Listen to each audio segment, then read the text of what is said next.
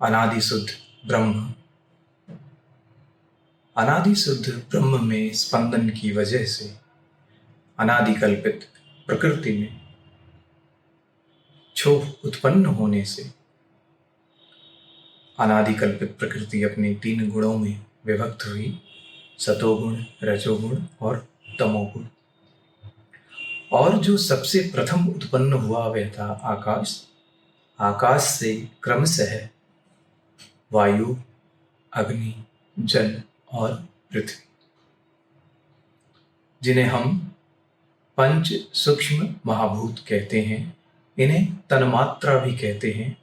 तन्मात्रा का अर्थ होता है कि सिर्फ वही, अर्थात शुद्ध, 100% शुद्ध, जिसमें किसी प्रकार की कोई मिलावट नहीं है।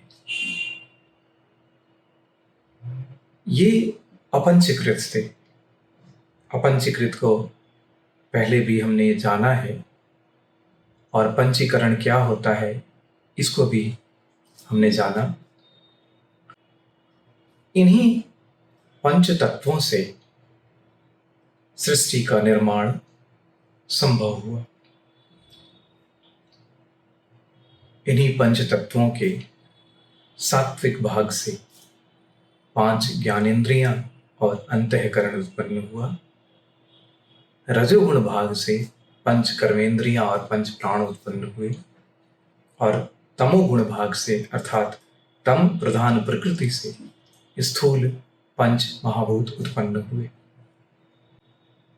इन्हीं स्थूल 5 महाभूतों के पंचीकरण के बाद फिर हर महाभूत के अलग अलग 5 तत्व उत्पन्न हुए, और जिन 25 तत्वों को मिलाकर हमारा यह स्थूल देह निर्मित हुआ। यह बात प्रत्येक जड़ और चेतन के लिए सत्य है। जड़ और चेतन क्या है? चेतन अर्थात चैतन्य,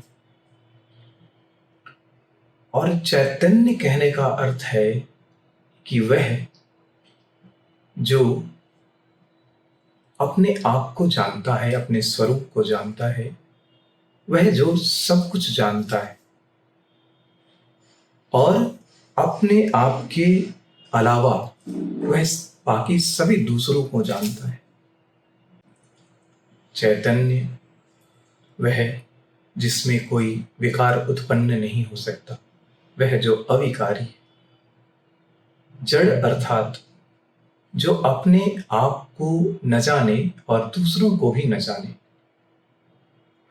और जो विकार युक्त है वह जड़। परंतु यह जड़ और चेतन दोनों ही ये पंच महाभूत से ही उत्पन्न हुए। जड़ और चेतन के बीच का अंतर सिर्फ इतना है कि ब्रह्म की चैतन्यता पाकर जड़ चेतन जान पड़ता है। इन 25 तत्वों से बने इस स्थूल देह को जानने के पीछे का प्रयोजन क्या है? आदिकालीन मानव से आधुनिक मानव युग तक अगर हम देखें तो किसी काल में, किसी युग में, किसी महान विभूति के अंदर यह विचार उत्पन्न हुआ होगा कि मैं कौन हूं। अब मैं कौन हूं का विचार किसके भीतर, किस युग में, किस काल में उत्पन्न हुआ, यह बहुत महत्वपूर्ण नहीं। इसके बारे में अन्वेषण करने से कुछ लाभ नहीं होने वाला। परंतु इस विचार के पैदा होने के पीछे का कारण क्या था, उस मूलभूत कारण को जानने से हम यथार्थ तक पहुंच सकते हैं।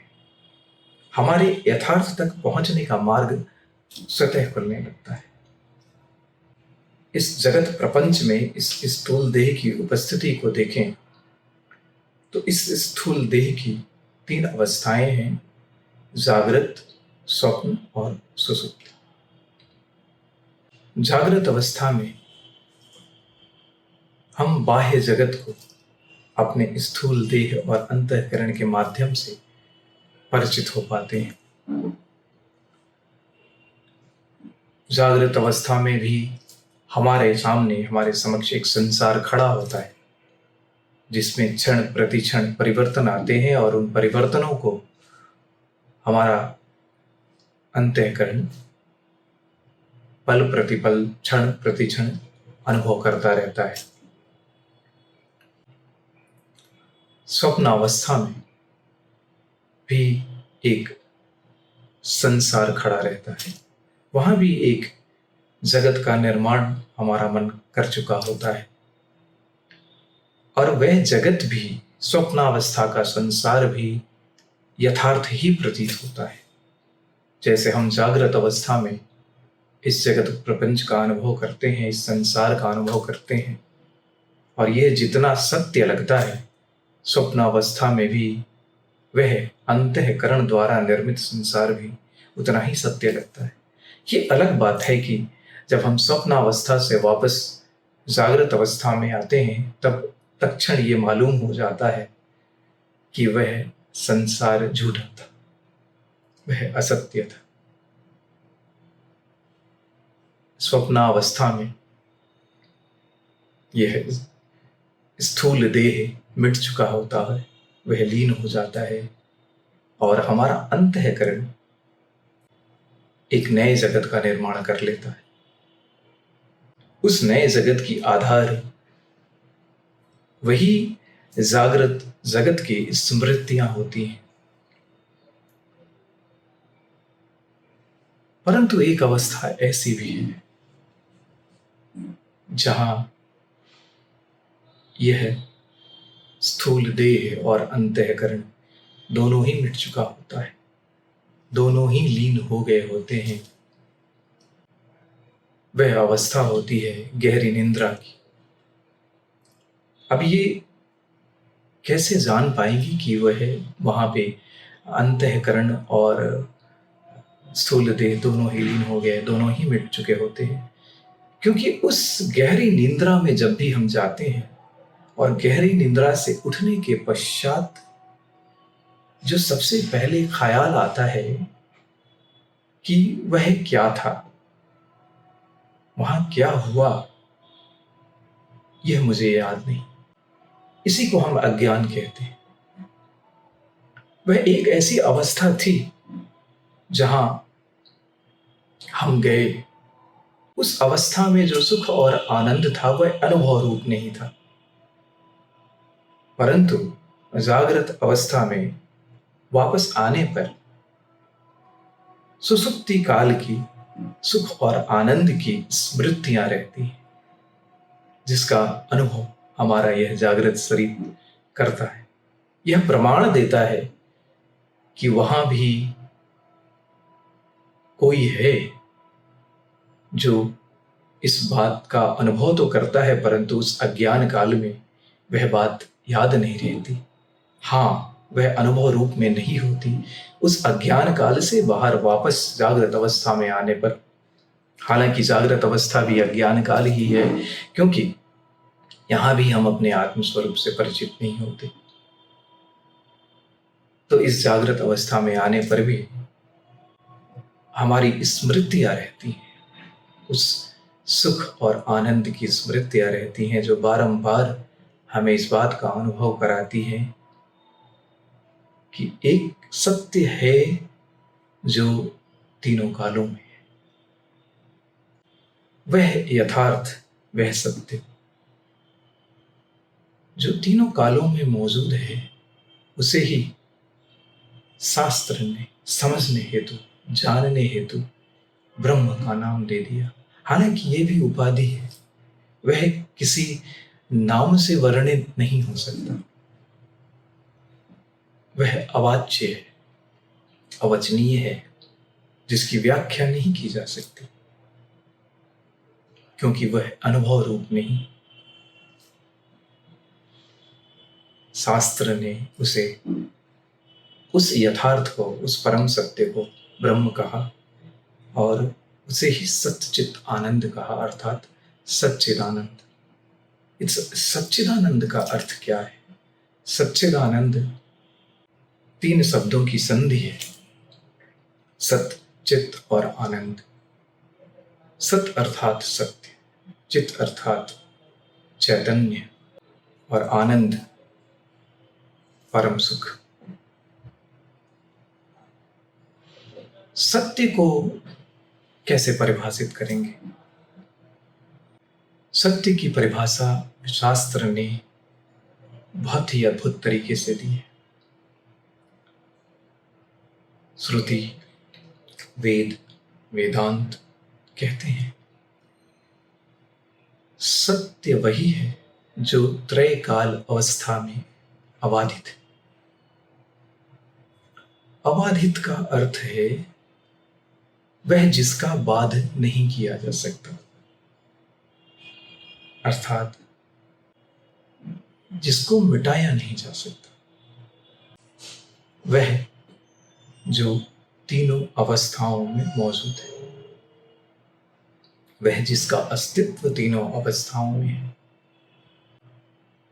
अबाधित को समझने से पहले बाध शब्द को समझना जरूरी है। बाध का अर्थ ये है कि वह वस्तु हमारे समक्ष मौजूद है, उसका अस्तित्व नहीं मिटा, वह है, परंतु वह अब हमारे अंतःकरण, हमारे स्थूल देह के लिए महत्व नहीं रखती। उसके होने और न होने से हमारे इस स्थूल देह और अंतःकरण को कुछ भी फर्क नहीं पड़ता। सत्य की परिभाषा ही यही है जो त्रय काल, वर्तमान, भूत और भविष्य और त्रय अवस्था, जागृत, स्वप्न और सुषुप्ति में मौजूद है, जो उपस्थित है वही सत्य है, जिसका बाध नहीं किया जा सकता। इसे एक उदाहरण के अर्थ से समझते हैं। जैसे मैं आपके समक्ष बैठा हुआ यह आपसे बातें कर रहा हूं, जो प्रत्यक्ष सामने कुछ वस्तुएं मौजूद हैं जिनमें मैं देख पाता हूं, जो मेरे ज्ञान में है, जिनको मेरी ज्ञानेंद्रियां अनुभव कर पाती है। परंतु मेरे परोक्ष, मेरे ठीक पीछे भी कुछ वस्तुएं हैं जिन्हें मेरी ज्ञानेंद्रियां नहीं महसूस कर पाती, जिन्हें मैं देख नहीं पाता, जिन्हें मैं अनुभव नहीं कर पाता। परंतु इसका यह अर्थ नहीं कि वह वस्तु वहां मौजूद नहीं।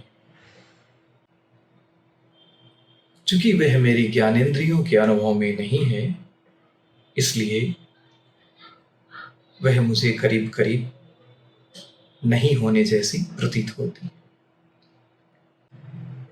ये प्रत्यक्ष और परोक्ष की वस्तुओं को जानने और न जान पाने के पीछे हमारा अंतःकरण मुख्यतः कार्यरत है, हमारी ज्ञानेंद्रियां मुख्यतः कार्यरत है। हम इसे माने या न माने, परंतु ये है। मेरे पीछे अगर कोई वस्तु रखी हो और मेरे सामने बैठा हुआ कोई व्यक्ति उसे कहे कि आपके पीछे यह वस्तु रखी है, परंतु चूंकि वह मेरे ज्ञानेंद्रियों के अनुभव में नहीं है और इसलिए मैं उसे नकार भी दूं तो उस वस्तु की उपस्थिति नहीं मिट जाती। ठीक वैसा ही वह जो परम सत्य है वह त्रय काल और त्रय अवस्था में अबाधित है। उसके मानने या न मानने से उसे कोई कुछ फर्क नहीं पड़ता। हम माने या न माने, जो सत्य है वो है, क्योंकि वह संपूर्ण सृष्टि का आधार है। मैं कौन हूं के विचार के पीछे जो बात मुख्यतः थी वह यही कि तीनों अवस्थाओं में जो सत्य है बस उसी को पाने की उत्सुकता, उसी को ढूंढने की उत्सुकता, उसी को जान पाने की उत्सुकता, उसकी गहरी चाह जो शाश्वत है, जो मिट नहीं सकता, जिसका अस्तित्व सदा ही है, उसी को जान पाने की इच्छा इस मैं कौन हूं के विचार से उत्पन्न हुई। वो मैं कौन हूं के विचार के पीछे जो परम सत्य है, उसे ही हम सत्यचित आनंद या ब्रह्म के नाम से जानते। 25 तत्वों के समूह से बना यह स्थूल देह मैं कैसे नहीं हूं, इस बात को कैसे जानेंगे? मैं कौन हूं के जानने से पहले अगर ये मैं नहीं हूं, यह भाव भीतर कैसे पैदा हो? इस भाव का उत्पन्न होना अनिवार्य है कि यह मैं नहीं। इसी बात को कैसे जानेंगे कि मैं नहीं हूं? क्योंकि जागृत अवस्था में भी मेरा स्थूल देह था, मन था, पर स्वप्न अवस्था में स्थूल देह मिट गया, सिर्फ मन था।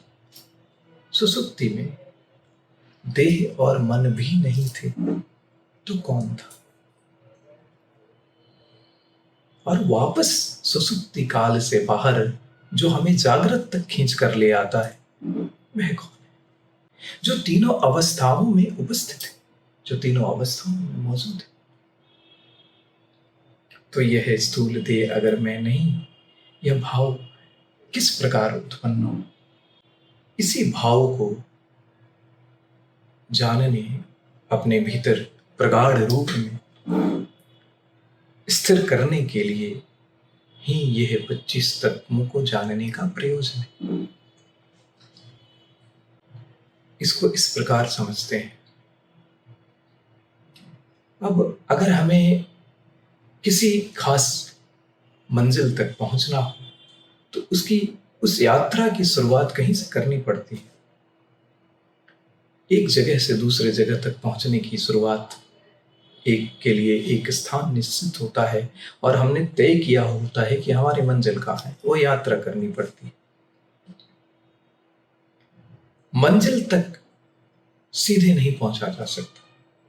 अगर मंजिल तक हम पहुंचे हुए ही हैं तो फिर यात्रा की कोई जरूरत नहीं, फिर समाधान स्वतः उपलब्ध है।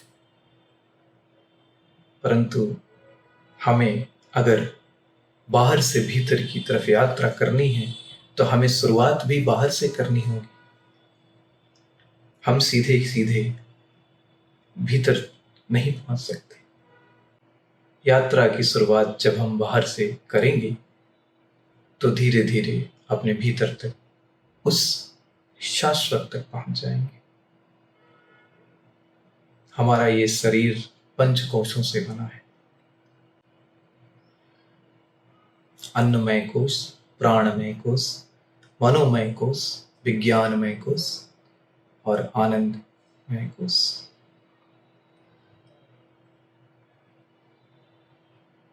इन्हीं पंच कोशों से गुजरकर,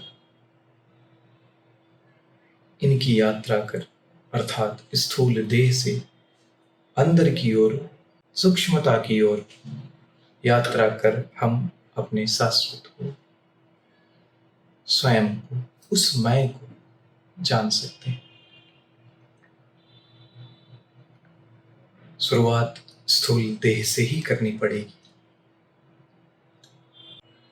स्थूल देह के 25 तत्व, आकाश के 5 तत्व।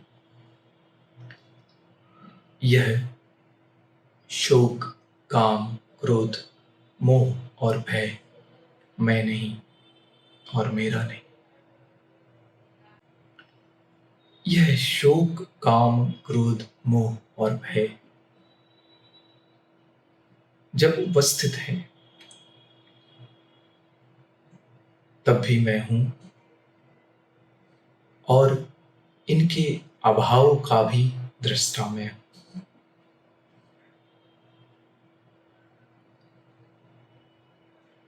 यह शोक आकाश का है, यह काम वायु का है, यह क्रोध अग्नि का है, यह मोह जल का है, यह भय पृथ्वी का है।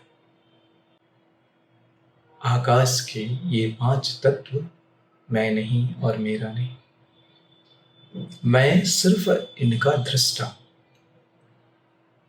क्योंकि जब ये मौजूद हैं, जब हमारा यह देह सुख, काम, क्रोध, मोह और भय को अनुभव कर रहा होता है, तब भी मैं मौजूद होता और इनके अभाव में भी मैं मौजूद हूं। ऐसा तो नहीं कि जब शोक, काम, क्रोध का अनुभव यह देह कर रहा है, तभी वह दृष्टा रूप, उस साक्षी रूप में मैं मौजूद हूं, और जब यह अनुभव नहीं कर रहा तब मैं मौजूद नहीं। ऐसा नहीं है, दोनों ही अवस्थाओं में मौजूद। जब आप किसी पे क्रोध कर रहे होते हैं, तब भी आपके भीतर वह सत्य मौजूद है जो आपके उस क्रोध का मोहताज नहीं, जिस पर आपके उस क्रोध का तनिक भी प्रभाव नहीं पड़ता। और जब आप क्रोध में नहीं होते, तब भी वह अप्रभावी रहता है। उस सत्य को हम असंग भी कहते हैं, जो साथ तो है परंतु साथ होकर भी उस पर किसी भी चीज का कोई प्रभाव नहीं। वायु के 5 तत्व प्रसारण, धावन, वलन, चलन और आकुंचन, ये मैं नहीं और मेरे नहीं। प्रसारण आकाश का है, धावन वायु का है, वलन अग्नि का है, चलन जल का है और आकुंचन पृथ्वी का है। इन सब की उपस्थिति में भी मैं हूं और इनके अभाव में भी मैं हूं। मैं इन प्रसारण, धावन, वलन, चलन और आकुंचन का जानने वाला, देखनहारा, दृष्टा, साक्षी रूप, इनसे अलग हूं, इनसे दूरस्थ हूं, परंतु मैं उपस्थित हूं। अग्नि के 5 तत्व निद्रा, तृषा, क्षुधा, कांति और आलस्य, ये मैं नहीं और मेरे नहीं। यह निद्रा आकाश की, यह तृषा वायु की, यह क्षुधा अग्नि की, यह कांति जल की और यह आलस्य पृथ्वी का है। मैं इन सब का जानने वाला, साक्षी रूप, इनसे दूरस्थ हूं। जल के 5 तत्व लाल, स्वेद, मूत्र, शुक्र और शोणित भी मैं नहीं और मेरे नहीं। यह लाल आकाश का है, यह स्वेद वायु का है, यह मूत्र अग्नि का है, यह शुक्र जल का है और यह शोणित रुधिर पृथ्वी का है। मैं इनके उपस्थिति में भी मौजूद हूं और इनके अभाव में भी मौजूद हूं। मैं इन सब का देखनहारा, साक्षी, इनसे दूरस्थ और अलग। पृथ्वी के 5 तत्व रोम, त्वचा, नाड़ी, मांस और अस्थि, यह मैं नहीं और मेरे नहीं। यह रोम आकाश का है, यह त्वचा वायु की है, यह नाड़ी अग्नि की है, यह मांस जल का है और यह अस्थि पृथ्वी की है। यह रोम बढ़े, त्वचा स्पर्श ग्रहण करे, नाड़ी चले, मांस बढ़े और अस्थि का शोधन होए, तो भी मैं जानता हूं और इनके अभाव को भी मैं जानता हूं। मैं इन सब का देखनहारा साक्षी रूप, इनसे दूरस्थ और इनसे अलग हूँ। ये 25 तत्व अगर मैं नहीं, इन 25 तत्वों से बना यह स्थूल देह और इसके धर्म भी मैं नहीं। मैं नाम, जाति, आश्रम, वर्ण, संबंध, परिमाण और जन्म मरण भी नहीं। यह नाम इस देह के पहले नहीं था, यह नाम इस देह के अनंतर कल्पित है और यह नाम इस देह के बाद भी नहीं हो। ये वर्ण, ये जाति, ये स्थूल देह के, ये मेरे नहीं। ये ब्राह्मणादिक जाति, वर्ण, धर्म, ये सूक्ष्म देह और आत्मा का धर्म नहीं, क्योंकि लिंग देह, सूक्ष्म देह, आत्मा जो पूर्व देह में थी वही इसी वर्तमान देह में है और आने वाले भावी देह में भी होगी। परंतु यह जाति जो पूर्व देह में थी वह इस देह में नहीं है और अगले देह में भी यह जाति ही होगी, इस बात का निश्चय नहीं। यह जाति और वर्ण इस स्थूल देह पर आरोपित है। आश्रम मैं नहीं, ब्रह्मचर्य,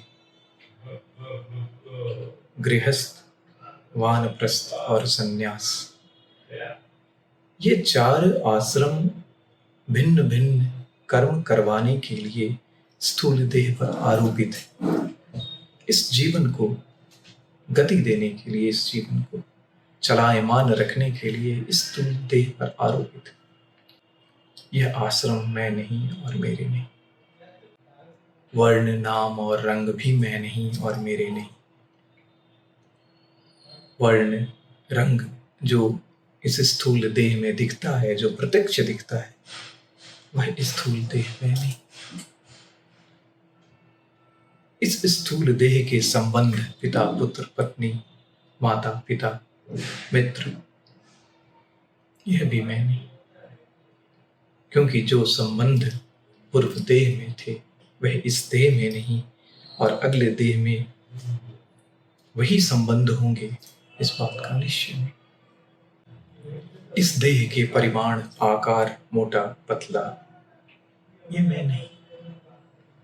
ये भी अगर देखने से कहीं मिलते नहीं, किसी अवस्था, किसी जन्म में अलग अलग हैं, इसलिए ये मैं नहीं। मैं अविकारी, मैं निराकार, मैं जन्म और मरणवान भी नहीं। जन्म और मरण इस स्थूल देह का होता है, परंतु लिंग देह, सूक्ष्म देह जो पूर्व जन्म में थी वही इस जन्म में भी है और अगले जन्म में भी वही होगी, यह निश्चित है। आत्मा जन्म और मरण से रहित है। मैं इन 25 तत्वों से बना यह स्थूल देह नहीं, मैं इस स्थूल देह के धर्म भी नहीं।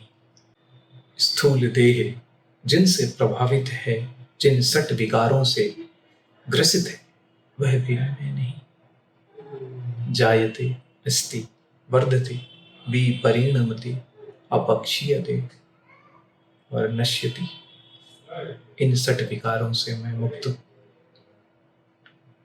आत्मा इनसे रहित है। गहन चिंतन और मनन, पठन पाठन, श्रवण के माध्यम से, विचार करने से बुद्धि में यह बात धीरे धीरे बैठ जाती है। हमें अपनी वास्तविकता का अंदाजा होने लगता है, हम उसका अनुभव करने लगते हैं। एक उदाहरण अगर दूं तो यह देह कैसे नहीं, साधारण शब्दों में अगर इस देह को कोई आघात हो, कोई चोट लगे, रक्त और रुधिर का स्राव हो, कोई विकार उत्पन्न हो, उससे उत्पन्न होने वाला जो तकलीफ है, जो दर्द है, उससे हमारा अंतःकरण महसूस करता है। वह मैं इनसे अप्रभावी हूं। मेरे इस देह के किसी भी भाग को, इस स्थूल देह के किसी भी भाग को अगर लोकल एनेस्थीसिया से उसको सुन्न कर दिया जाए और फिर उस अंग को हटा दिया जाए या उस अंग में कोई आघात पैदा किया जाए, तो क्या उस आघात को हमारा मन महसूस कर पाए? हमारा अंतःकरण उस आघात को, उसके पीछे होने वाली तकलीफ को महसूस कर पाएगा? तो फिर यह जड़ देह में कैसे हो? और वह मन भी नहीं, क्योंकि उस अंतःकरण को भी इस देह पर आघात होने का और इसकी पीड़ा को और तकलीफ को वह उस सुन्न अवस्था में महसूस नहीं कर पाता, उसका अनुभव नहीं कर पाता। पर इन दोनों अवस्थाओं, जब सुन्न न हो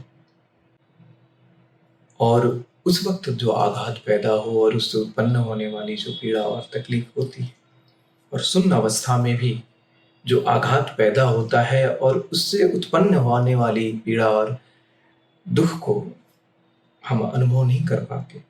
पर उन दोनों अवस्थाओं में वह मैं हूं जो मौजूद और असंग हूं, रहकर भी संग तो हूं पर अप्रभावी। ये प्रभाव हमारे स्थूल देह पर है, हमारा अंतःकरण इससे प्रभावित होता है, परंतु मैं नहीं। बहुत साधारण उदाहरण है इस बात को समझने का। वर्तमान स्थिति में हमारा मन ही सदैव प्रभावित होता रहता है हमारे आसपास उत्पन्न होने वाली परिस्थितियों से, और उन्हीं परिस्थितियों से प्रभावित होकर मन कार्यरत होता है। मन के अनुसार ही हम आचरण करते चले जाते हैं। हमारा स्वयं का नियंत्रण स्वयं पर नहीं होता। अगर दूसरे अर्थ में कहें, दूसरे शब्दों में कहें, तो यह मैं नहीं जो मुझे नियंत्रित करता, यह वह अंतःकरण, वह मन है जो हमें नियंत्रित करने लगता है, जिसके हम गुलाम हो जाते हैं। मन की गुलामी में रहकर, मन के हिसाब से परिस्थितियों में प्रतिक्रिया करते रहने से, कर्ता भोक्ता रूप में कार्यरत रहने से सुख दुख रूपी फलों को भोगना ही पड़ेगा। हर अवस्था में अगर हम ये जान लें कि हम कौन हैं, वास्तविक स्वरूप क्या है हमारा, तो हम मन के प्रभाव को धीरे धीरे मिटाने लगते हैं। हमारी बुद्धि कार्यरत होने लगती है, वह जो परम सत्य है हमारे चित्त में स्थिर होने लगता है। उस परम सत्य का जब हम अनुभव करते हैं, तो चाहे कोई भी अवस्था हो, हर अवस्था परिस्थितियों से अप्रभावी होकर भी आनंदमय अवस्था होती है, सुख की अवस्था होती है। वह जो सुख किसी भी काल में अबाधित है, वह सुख जो तीनों ही कालों, तीनों ही अवस्थाओं में मौजूद है, वह आनंद। संपूर्ण जीवन हम इसी प्रयास में रहते हैं कि किसी भी माध्यम से, किसी भी वस्तु को प्राप्त करने से वह सुख हमें प्राप्त हो जाए। यह स्थूल देह पुरुषार्थ की माध्यम से उस सुख को प्राप्त करना चाहता है। वह सुख जो स्वयं के भीतर सदैव ही मौजूद है, जो बाहर और भीतर हर जगह मौजूद है। परंतु यह देह है, इसलिए इस जीवन को चलाने हेतु पुरुषार्थ है। और गहराई में अगर हम जाके देखें तो पुरुषार्थ को के पीछे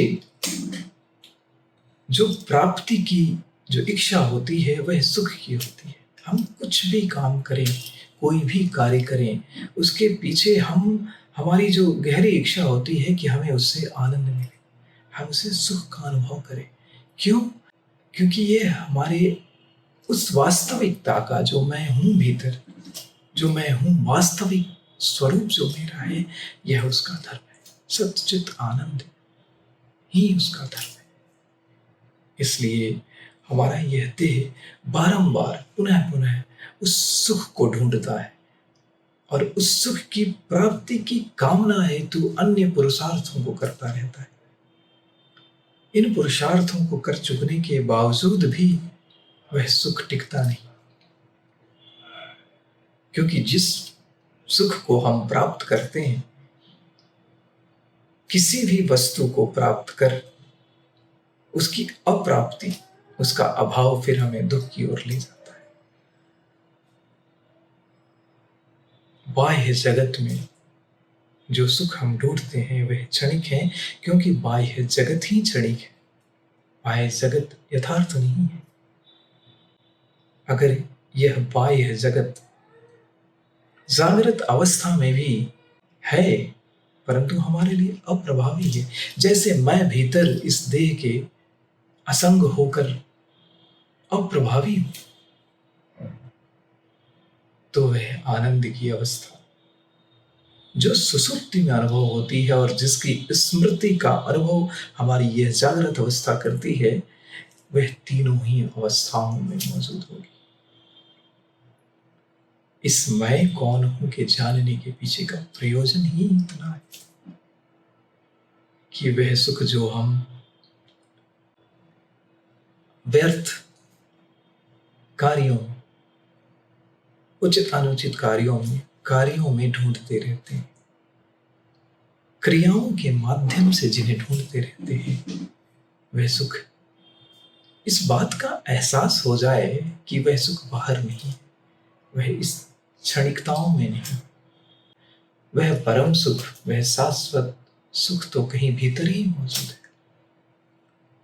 वो है, बस हमारा यह देह, हमारा यह अंतःकरण उससे अनभिज्ञ है और यही अज्ञान है।